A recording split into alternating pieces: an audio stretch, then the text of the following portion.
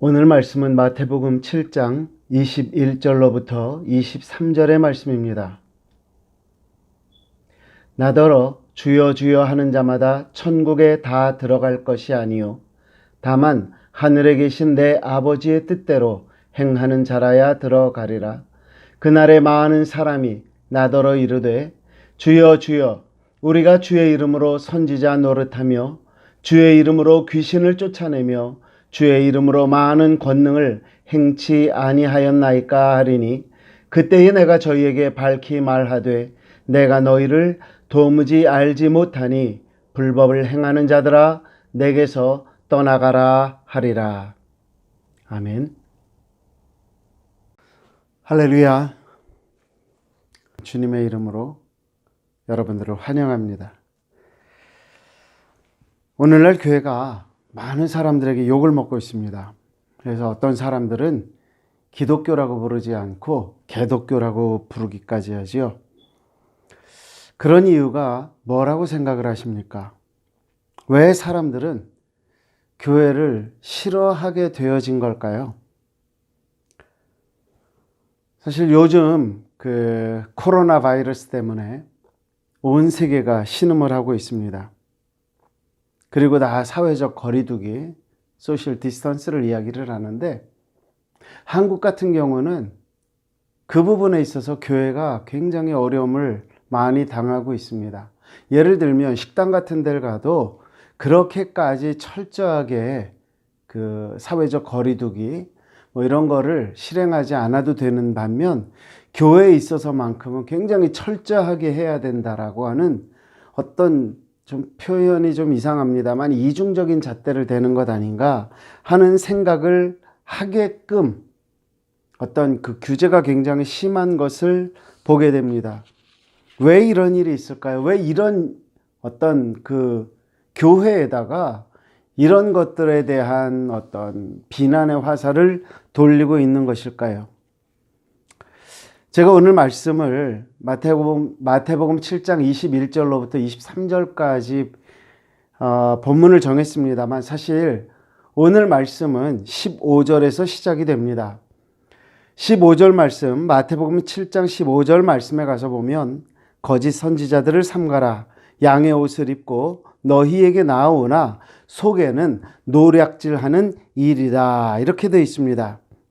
여기에서 삼가라, 거짓 선지자들을 삼가라 이렇게 말하고 있는데 이 삼가라라고 하는 말은 또 다른 말로 조심해라 라는 말이지 않습니까?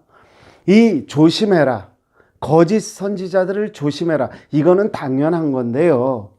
이것을 헬라어 원어 성경에 가서 보면 문법 구조상 이 삼가라 하고 하는 말이 거짓 선지자들이라는 말보다 더 앞에 나와 있는 것을 볼 수 있습니다. 그러면 어떻게 되느냐 하면 삼가해라, 조심해라, 무엇을? 거짓 선지자들을, 이렇게 되는 겁니다. 이 헬라어 문법상 맨 앞에 이렇게 명령형 단어가 나올 때에는 무엇을 뜻하느냐? 바로 그 다음에 나오는 내용을 강조할 때 쓰여지는 문법적 구조입니다. 다시 말해서 정말 조심해야 된다 이거죠. 정말 이거는 피해야 된다. 무엇을요? 거짓 선지자들을. 참 이런 말씀을 드리기에는 굉장히 마음이 아픕니다. 왜? 여기 있는 말씀 보시면 거짓 선지자들을 피해야 되는데 그 다음에 나오는 이야기가 뭡니까? 양의 탈을 쓰고 양의 옷을 입고 너희에게 나아온다라고 얘기되어 있죠. 양의 탈을 썼어요. 양의 옷을 입었어요. 제가 여러분들 앞에 마음이 아프다고 하는 뜻은 무엇이냐면 많은 성도님들이 이 상황을 제대로 이해하지 못하는 것 같아서 그렇습니다. 자, 다시 한번 이 내용을 보죠. 거짓 선지자라고 그랬습니다. 그럼 오늘날로 말하면 누구를 이야기하는 것이라 생각하십니까? 목회자일 수 있겠죠? 하나님의 말씀을 좀 잘 안다고 하는 사람일 수 있을 겁니다. 때에 따라서는 선교사가 될 수도 있겠죠. 그런데 그들이 가지고 있는 모습은 뭐냐면 양의 옷을 입었다라고 그랬습니다. 제가 이런 생각을 해봤어요. 양의 옷을 입은 거짓 선지자. 오늘 성경 말씀대로라면 그들은 실제로는 일이다 그랬어요. 양을 잡기 위해서, 양을 노략질하기 위해서 들어왔다. 과연 그들이 양의 옷을 입고 들어왔을 때는 양 같았을까요? 양 아닌 것 같았을까요? 제가 생각할 때는 양의 옷을 입고 들어온 그들은 누구보다도 양처럼 행동을 했을 것 같아요. 언제까지요? 저들이 양을 잡을 수 있을 때까지. 저와 여러분들이 알아야 되는 것은 뭔 줄 압니까? 이 거짓 선지자들의 목표는요, 바로 양입니다. 그 양은 오늘날 누구를 이야기합니까? 교회에서 우리 함께 믿음의 생활을 하고 있는 성도님들을 이야기합니다. 그런데 그 성도님들을 목표로 거짓 선지자들이 들어왔다라고 하는 거죠. 무엇을 말합니까? 성도들을 잡겠다라고 하는 거죠. 여러분, 요즘 표현으로 슬기로운 신앙생활을 한다는 것은요, 무엇을 말하는 것일까요? 성경에 있는 그대로의 모습으로 하나님을 믿고 성경에 보여지는 길대로 그리스도를 따라가는 것, 이것이 제대로 된 슬기로운 신앙생활이 아니겠느냐 하는 거죠. 만약에 우리 성도들이 올바른 신앙생활을 하지 못한다고 하면 어떤 일이 벌어질까요? 교회가 무너지는 것은 물론이지만 보다 중요한 것, 우리의 영혼이 죽을 수도 있다라고 하는 겁니다. 요새는 가나안 성도라는 말을 꽤 오랫동안 써오고 있는데요. 저는 솔직히 가나안 성도가 무슨 말인지 몰랐습니다. 가나안을 향해 가는 성도들이 가나안 성도인 줄 알았어요. 그랬더니 아니더라고요. 안 나가라며요. 안 나가. 나 하나님을 믿어. 그런데 나 안 나가. 왜?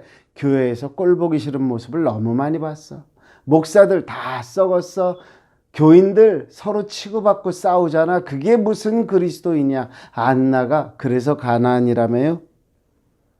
여러분, 제가 오늘 이런 말씀을 드림에 있어서 저 자신이 다른 목회자보다 능력이 있고 잘났고 뭐 그런 목사라서 이런 말씀 드리는 것이 아닙니다. 오히려 저는 그만한 능력이 없어요. 그러나 제가 오히려 자신 있게 말씀드릴 수 있는 것, 그것은 사도 바울의 고백에 덧붙여서 은혜로 시작하는, 은혜로 말씀 전하는 사람이라고 하는 것입니다. 고린도전서 15장 10절 말씀에 보니까 그러나 내가 나 된 것은 하나님의 은혜로 된 것이니 내게 주신 그의 은혜가 헛되지 아니하여 내가 모든 사도보다 더 많이 수고하였으나 내가 한 것이 아니요 오직 나와 함께 하신 하나님의 은혜다라고 말을 합니다. 제가 자신 있는 것이요 이겁니다. 내가 하는 것이 아니라 하나님의 은혜다. 하나님의 은혜가 있길래 저는 이 말씀을 여러분들에게 감히 전하고 싶어서 이렇게 시간을 만든 것입니다. 오늘 말씀의 주제로 돌아가서 다시 주님이 우리에게 주시는 그 말씀을 생각해 보기를 원합니다. 왜 우리가 욕먹고 있지요? 왜 오늘날 교회가 사람들에게 손가락질을 당하고 있지요? 왜 나는 신앙생활을 열심히 한다고 했는데 다른 사람들은 무엇하고 나에게 욕을 하느냐, 이겁니다. 도대체 저와 여러분들의 믿음에 무엇이 문제가 되고 있는 것입니까?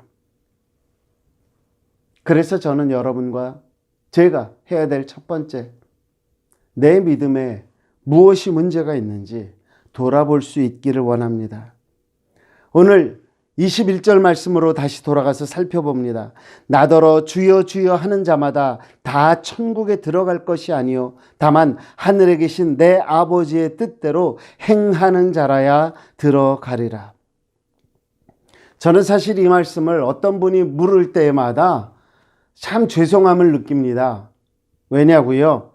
주여 주여 이름을 부르는데 천국에 들어갈 수 있는 것이 아니라고 오늘 마태복음 7장에서는 말씀하고 있죠. 그런데 사도행전 2장 21절 말씀 볼까요? 누구든지 주의 이름을 부르는 자는 구원을 받으리라. 로마서 10장 13절이요. 누구든지 주의 이름을 부르는 자는 구원을 받으리라. 아니, 주의 이름을 부르면 구원을 받는다고 하는데 정작 예수님은 주여 주여 하는 자가 다 천국에 들어가는 것이 아니라고 말을 하니 어떻게 해야 되느냐 이거죠. 그래서 제가 조금 더 말씀을 살펴보았습니다. 그랬더니 가장 중요한 것은 뭐냐? 내가 주의 이름을 부르는데 어떻게 부르느냐, 이것이 중요하다고 말씀을 합니다. 주여 주여 하는 자마다 다 천국에 들어가는 것이 아니다 라고 하는 이 부분에서는요, 영어 성경에 보면 No, not everyone who says to me Lord. 그냥 Lord라고 부르는 거예요. says. 그냥 주여. 아이고, 남들이 주여라니까 아이고 주여. 그렇게 불러서 구원받을 수 있는 게 아니라는 겁니다. 그러면 누구든지 주의 이름을 부르는 자는 이라고 할 때에 거기에서는 뭐라고 되어 있느냐? Everyone who calls on the name of the Lord, 이렇게 말을 하고 있는데 여기서 말하는 call이라는 건 무슨 말인 줄 압니까? 부르짖었다, cry, 울부짖었다, 간절하게 불렀다 라고 하는 말입니다. 우리 믿음을 한번 돌아보자고요. 과연 나는 예수님을 어떻게 부르고 있습니까?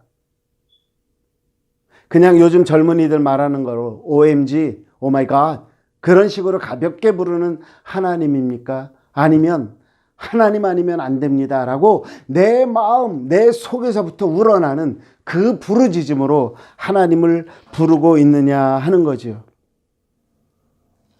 하나님의 능력은요, 우리가 생각하는 것보다 훨씬 평범하게도 나타나기도 합니다. 어느 날 주님은 제자 요한과 이런 말씀을 나누신 적이 있습니다. 마가복음 9장 38절에 보니까 요한이 예수께 여짜오되 선생님, 우리를 따르지 않는 어떤 자가 주의 이름으로 귀신을 내쫓는 것을 우리가 보고 우리를 따르지 아니하므로 금하였나이다.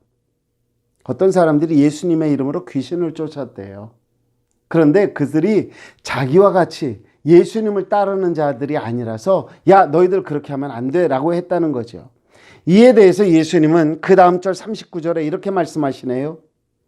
예수께서 이르시되 금하지 말라. 내 이름을 의탁하여 능한 일을 행하고 즉시로 나를 비방할 자가 없느니라. 우리를 반대하지 않는 자는 우리를 위하는 자다 라고 말씀을 합니다. 이런 일 때문에 우리는 찝찝할 수 있습니다. 그래서 우리가 분명히 알아야 할 것, 우리가 무엇을 기준으로 신앙생활을 하고 있느냐 하는 겁니다. 그가 예수님의 이름으로 귀신을 내쫓았던, 병을 고쳤던 그들이 우리의 신앙의 중심이 될 수 없다는 이야기를 하고 있는 겁니다. 오늘날 많은 사람들이 자기 신앙의 롤 모델을 잘못 가지고 있는 것 같습니다. 어떤 권사님 기도했더니 이렇게 잘 됐대. 어떤 장로님 그렇게 열심히 전도하더니 정말 이렇게 됐대. 그들이 어느덧 나의 롤 모델이 되는 겁니다. 그래서 나도 열심히 전도하고 나도 열심히 기도하면 세상에서 잘 되는 그것들을 나도 가질 수 있을 거야. 정말 그럴까요? 정말 그럴까요? 저와 여러분들의 신앙의 기준이 과연 그들일까요? 사도 바울은 고린도 교회에 보내는 편지에서 우리에게 이렇게 말씀합니다. 고린도전서 11장 1절 말씀, 내가 그리스도를 본받는 자가 된 것 같이 너희는 나를 본받는 자가 되라. 이 말이 뭐죠? 사도 바울이 본받으려고 하는 분은 누구다? 예수 그리스도다라는 거죠. 제가 성경 구절은 여러분들에게 안 드립니다만 예수님께서 어느 날 제자들에게 그런 말을 하죠. 나를 따르라.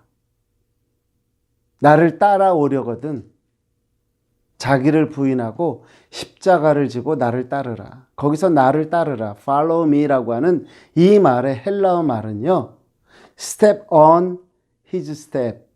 무슨 말이죠? 그의 발자국 위에 내 발자국을 포기하는 것. 이게 따르는 거예요.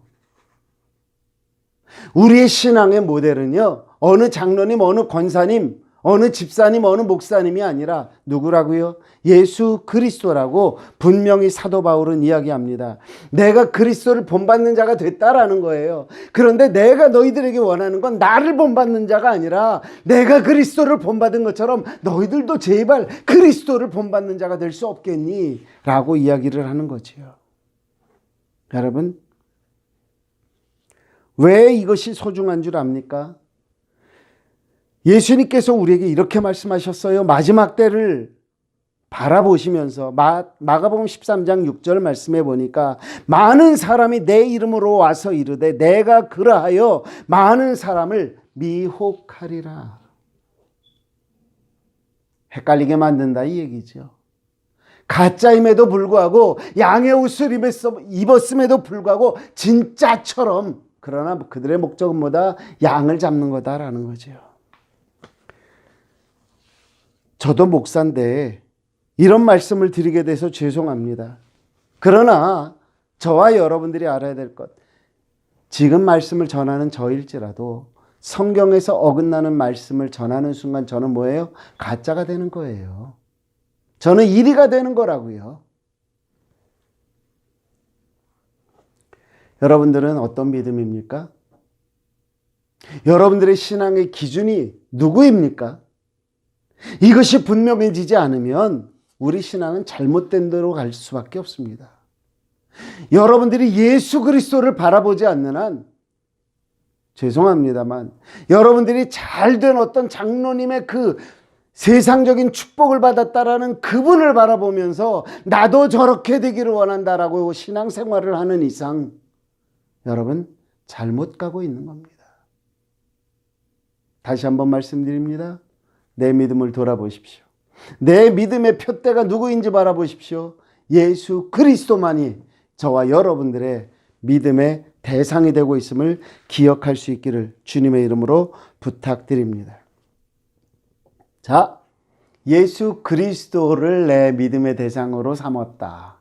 그러면요, 두 번째로 우리가 알아야 될 건 뭐냐면 내가 믿는 믿음을 누구에게 인정받아야 될까요? 주님에게 인정받아야죠. 내 믿음을 돌아봤어요. 그랬더니 내 믿음이 주님을 향하고 있어요. 그러면 이제 조심스럽게 확인해야 되는 건 내 믿음이 지금 주님에게 인정받고 있나? 라고 하는 거겠죠. 내 믿음이 인정받는 방법이요, 마태복음 7장 24절 오늘 본문에서 이렇게 말합니다. 그러므로 누구든지 나의 이 말을 듣고 행하는 자는 그 집을 반석 위에 지은 지혜로운 사람 같으니, 누구든지 나의 이 말을 듣고 행하는 자. 여기에서 보면 말을 듣고 그 다음에 뭐예요? 행하는. 먼저 듣는 거에 대한 부분을 한번 살펴볼게요. 로마서 10장 17절에서 사도 바울은 우리에게 이렇게 말합니다. 그러므로 믿음은 들음에서 나며 들음은 그리스도의 말씀으로 말미암았느니라. 여러분들이 들어야 될 말씀은 뭐예요? 그리스도의 말씀이에요. 서당께 3년이면 풍어를 읊는다. 그래봤자 개가 멍멍하는 소리밖에 들을 수 없는 겁니다. 죄송하지만 여러분들이 설교를 듣는 것으로만 만족하는 신앙생활을 한다면 여러분들은 신앙생활 잘못하고 있는 겁니다. 그리스도이신, 말씀이신 그리스도께서 우리에게 남겨주신 성경, 그 속에서 주님이 나에게 직접적으로 말씀하시는 그것도 들으셔야, 그래야 신앙생활이 제대로 되는 것 아니겠느냐 하는 겁니다. 말씀을 들을 때 무엇이 생겨요? 믿음이 생긴다라는 거예요. 그리스도의 말씀을 들으면 누구를 향한 믿음이 생길까요? 그리스도를 향한 믿음이 생길 겁니다. 그런데 사람의 말을 들으면 누구를 향한 믿음이 생겨요? 그 사람을 향한 믿음이 생기지 않겠습니까? 여러분, 우리의 믿음은 그리스도를 향해서 나타나게 되어 있습니다. 그리스도의 말씀을 들을 때 나타나게 되어 있습니다. 그런데 정말 그리스도의 음성을 들으면 우리는 무엇을 하게 되어 있느냐? 앞에서 말한 것처럼 말을 듣고 그 다음에 뭐예요? 행하는 자. 말을 들었으면 무엇이 따라온다? 행함이 따라온다라는 거죠. 그런데 재미난 건요, 하나님의 말씀을 듣고 행함에 있어서도 어떤 사람은 진심으로 행하지만 어떤 사람은 거짓으로 행하는 경우도 있더라 하는 거죠. 사도행전 4장과 5장에 보면 두 사람이 나타납니다. 이 두 사람은 각각의 자기의 재산의 큰 부분을 주님 앞에 드립니다. 볼게요. 사도행전 4장 37절에 있는 말씀, 여러분들이 누군지 알 것 같아서 일부러 이름은 말씀은 안 드립니다. 그가 밭이 있음에 팔아 그 값을 가지고 사도들의 발 앞에 두니라. 자기의 모든 것을 드렸어요. 또 한 사람이 있습니다. 사도행전 5장 2절에 있는 말씀 보니까 그 값에서 얼마를 감춤해 그 아내도 알더라.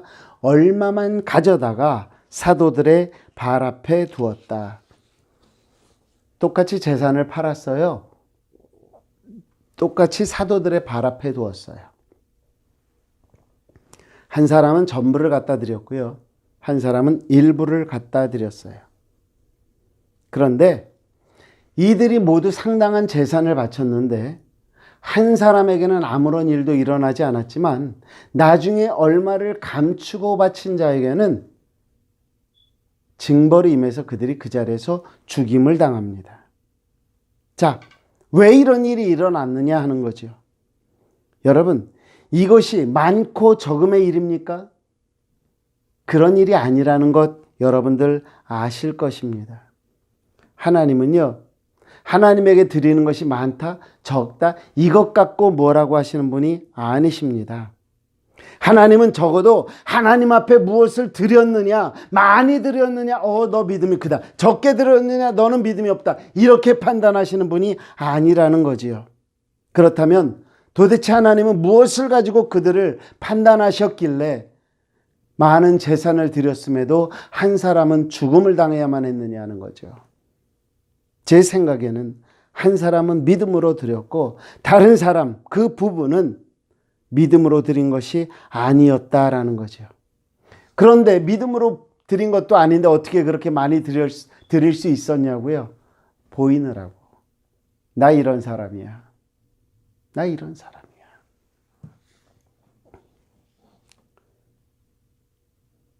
그래서 사도행전 5장 3절에 있는 말씀 보면 일부를 감추고 드린 그들에게 사도 베드로가 하는 말입니다. 베드로가 이르되 아나니아야 어찌하여 사탄이 내 마음에 가득하여 내가 성령을 속이고 땅값 얼마를 감추었느냐. 내가 이걸 다 드릴 만한 그릇은 아닙니다. 그렇지만 적지만 하나님의 나라를 위해서 써주십시오 라고 드렸으면 아마 아무 일 없었을 겁니다. 그런데 이것이 전부냐 할 때 전부입니다 할 정도로 속임수를 썼다라는 거죠. 여러분, 정말로 내가 믿음을 가지고 그 믿음 안에서 하나님을 믿는 믿음의 행위였다면 그럴 수 있겠느냐라는 거예요. 그런 면에서 저는 삭개오를 참 좋아합니다. 성경에 보니까 그가 키가 작았대요. 저도 키가 작아서 삭개오를 참 좋아하는데 정말 제가 그를 좋아하는 이유 중에 하나는 뭐냐면 그는 예수님을 진심으로 만나고 싶어 했죠. 그 마음이 너무 컸습니다. 그래서 그가 나무 위로 쫓아 올라갔다라는 거죠. 그리고 예수님을 만났어요. 그 후에 그의 삶이 변했어요. 그 아름다움 때문에 저는 사실 삭개오라는 사람을 꼭 만나고 싶습니다. 그 삭개오와 예수님의 만남의 순간을 성경은 이렇게 표현하고 있습니다. 누가복음 19장 5절에 보니까 예수께서 그곳에 이르사 쳐다보시고 이르시되 삭개오야 속히 내려오라 내가 오늘 네 집에 유하여야 하겠다 하시니 이 말을 들은 삭개오가 반응을 합니다. 19장 8절 말씀, 삭개오가 서서 주께 여짜오되 주여 보시옵소서, 내 소유의 절반을 가난한 자들에게 주겠사오며 만일 누구의 것을 속여 빼앗은 일이 있으면 네 갑절이나 갚겠나이다. 주님이 이렇게 해야 된다고 한 적이 없으시잖아요. 그런데 삭개오는 그런 행동을 하고 있는 거지요. 이것이 뭘까요? 믿음이고 성령의 이끄시는 행동입니다. 바꿔 말할게요. 믿음은 무엇을 만들어요? 행동을 만들어요. 행동을 만드는 그 믿음은 성경 말씀에 기초하는 거예요. 성경이 무엇하고 나에게 하느냐에 따라서 내가 움직이는 거예요. 제가 들은 어떤 집사님은요, 그래도 LA에서 수백만 불을 주무르시는 분이세요. 그런데 그분이 큰 저택을 가지고 방이 7, 8개가 되는 큰 집에서 사시는데, 외지에서 선교사님이 오시면 그 선교사님에게 그 방을 내어드린다고 그래요. 그런데 그게 성에 안 차셨나 봐요. 어느 날 그거를 다 정리하고 선교지로 들어가셨대요. 온 가족이 다. 그분이 그렇게 하시면 제 설교를 듣는 모든 분들이 다 그렇게 해야 되는 걸까요? 그렇지는 않잖아요. 우리는 믿음이 있는 만큼 우리가 믿음에 따라서 행동을 하게 돼 있는 것이다 라고 하는 거죠. 그래서 오늘 주님은 어쩌면 우리에게 이렇게 말씀하실런지 모르겠습니다. 야고보를 통해서 우리에게 주시는 말씀, 2장 18절 말씀, 어떤 사람은 말하기를 너는 믿음이 있고 나는 행함이 있으니 행함이 없는 내 믿음을 내게 보이라. 나는 행함으로 내 믿음을 내게 보이리라. 주님의 말씀이요, 행함으로 내 믿음을 좀 보여봐라. 그러지 않으시겠느냐는 거죠. 여러분, 주님에게 인정받는 믿음은 뭐예요? 말로만의 믿음이 아니에요. 주님께서 주시는 말씀을 내 삶으로 받아서 내 삶의 행위로 나타나는 믿음, 이것을 주님은 인정하신다라는 거죠.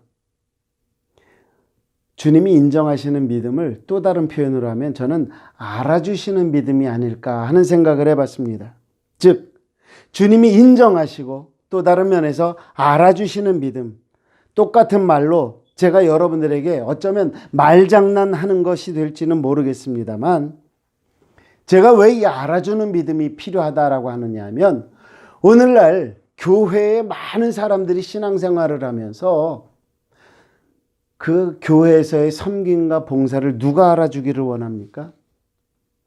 교인들이 알아주기를 원합니다. 누가 알아주기를 원해요? 목회자가 알아주기를 원합니다. 그래서 좀 알아주고, 나를 좀 집사였으면 권사로, 권사였으면은 안수집사로, 안수집사에서 장로로, 이렇게 세상에서 진급하듯이 진급시켜 주기를 원하는 것 같습니다. 여러분, 한번 생각해 보자고요. 집사가 권사나 안수집사가 되면 여러분들의 그 섬김과 희생이 보상받는 겁니까? 여러분들이 장로가 되면 여러분들의 섬김이 보상받는 겁니까? 그 직분이라는 게 사실은 뭔데요? 하나님이 원하시는, 주님이 원하시는 그 삶을 살아내거라. 그리고 네가 그만큼 믿음이 든든히 섰으면 연약한 자를 도우며 같이 세워라. 그래서 주시는 것이 직분이 아니냐 하는 거죠. 그런 면에서 우리가 돌아봐야 되는 것, 정말 내가 갈구해야 되는 건 뭐죠? 하나님, 세상이 알아주지 않아도, 내 담임 목사가 알아주지 않아도, 우리 교회가 날 알아주지 않아도 나는 하나님만 알아주시면 되는데요. 하나님은 저를 알아주시나요?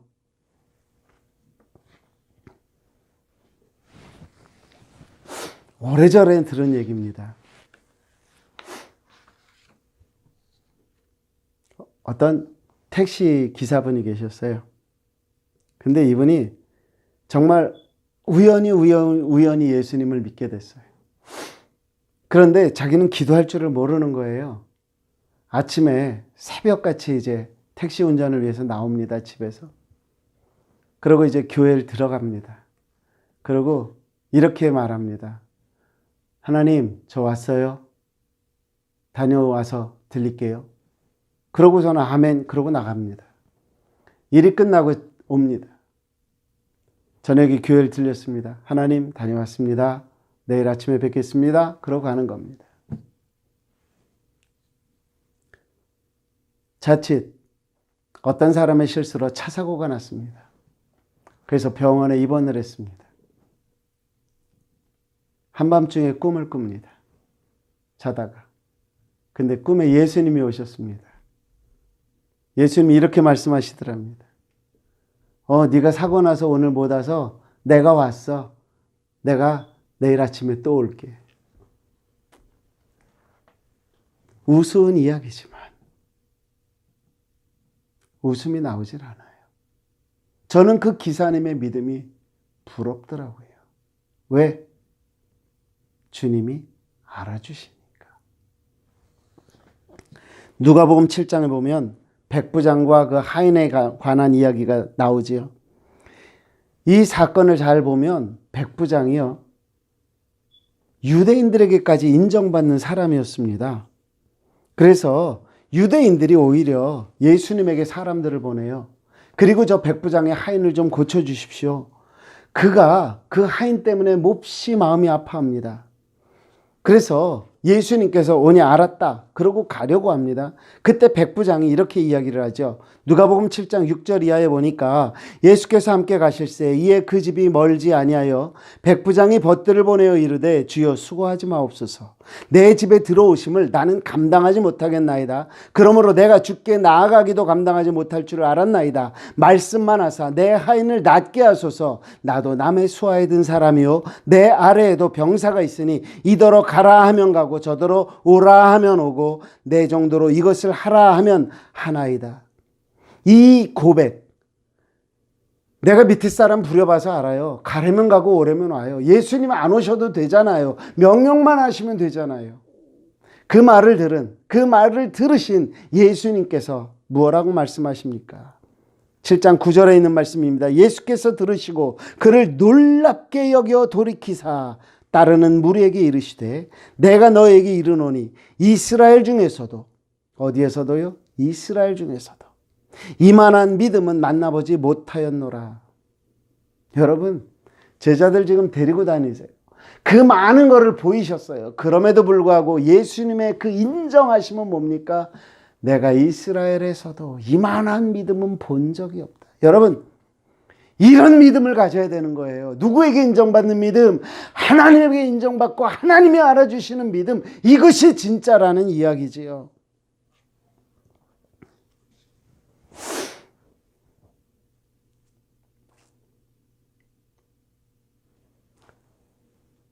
그래서 주님이 이런 말씀을 주셨나 봐요. 마태복음 5장 13절에 있는 말씀. 너희는 세상의 소금이니 소금이 만일 그 맛을 잃으면 무엇으로 짜게 하리요? 후에는 아무 쓸데없어 다만 밖에 버려져 사람에게 밟힐 뿐이니라. 신앙생활을 하고 목회를 하는 속에서 여러 사람을 만나지만 그 중에 정말 좋은, 믿음이 좋은 사람들을 만나기도 합니다. 하지만 때에 따라서는요, 믿음으로 치장한 사람을 만나기도 합니다. 믿음으로 치장했다는 게 뭔지 아시죠? 믿음이 있는 척. 믿음이 있는 것처럼 보여요. 그런데 믿음이 있는 것 같이 보일 뿐이에요. 그 속에 믿음은 없는 것 같더라고요. 그 믿음이 있는 척 하시는 분들의 공통적인 특징 중에 하나가 뭔지 아세요? 교회 안에서 힘을 가지려고 하시더라고요. 교회 안에서. 저는 여러분들에게 이렇게 말씀드리고 싶어요. 자, 사도 바울은 우리가 어떻게 신앙생활해야 되는지를 이렇게 말씀합니다. 빌립보서 3장 10절 내가 그리스도의 부활과 그 권능과 그 고난의 참여함을 알고자 하여 그의 죽으심을 본받아. 사도 바울은요, 예수 그리스도를 본받는다니까요. 예수 그리스도의 죽으심을 본받는다고 이야기를 하잖아요. 그렇기 때문에 사도 바울은 그의 믿음에 흔들림이 없었어요. 많은 사람들이 당신 예루살렘으로 돌아가면 죽습니다 할 때에 사도 바울은 개의치 않았어요. 왜 니네들 내 마음 약하게 만들어? 거기 가는 게 하나님의 뜻이야. 나는 갈 거야. 여러분들 코바디스 아시잖아요. 베드로가 로마에서 나옵니다. 그런데 거기서 예수님을 만나요. 예수님 어디 가세요? 나 네가 버리고 나온 로마로 간다. 아니요, 어떻게 예수님이 가시겠습니까? 제가 가겠습니다. 여러분, 누가 알아주면 좋겠어요? 목사요, 하나님이요. 교회 장로님들이요, 예수님이요. 물론 하나님이 알아주시는, 그리스도가 인정하는 신앙생활을 하는 건 쉽지 않습니다. 여러분들에게 이렇게 뻔뻔스럽게 전할 수 있을 만큼 저 역시도 제 삶에서 여러분들 앞에 당당하지 못합니다. 그러나 우리는 이렇게 신앙생활을 해야 합니다. 왜? 그런 자들을 주님이 찾으시기 때문입니다.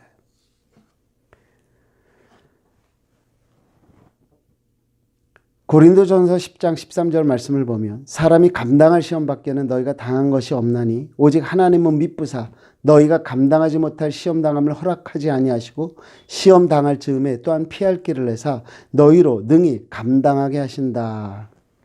여러분, 이게 우리에게 평탄한 길을 주시겠다는 하나님의 말씀으로 들리십니까? 아니요. 저는요, 이 말씀을 볼 때마다 제가 깨닫는 거는요, 평탄한 길을 주시겠다는 게 아니라 내가 너의 이긴 모습을 보고 싶다라고 하는 주님의 음성으로 들립니다. 하나님에게 인정받는 믿음은요, 우리의 삶에서 어려움이 오던 힘든 일이 오던 이겨나가는 그 모습이 하나님에게 인정받고 하나님이 알아주시는 믿음이지, 세상 사람들 앞에서 뻐기고 다니면서 그거 아닌 거 아시잖아요.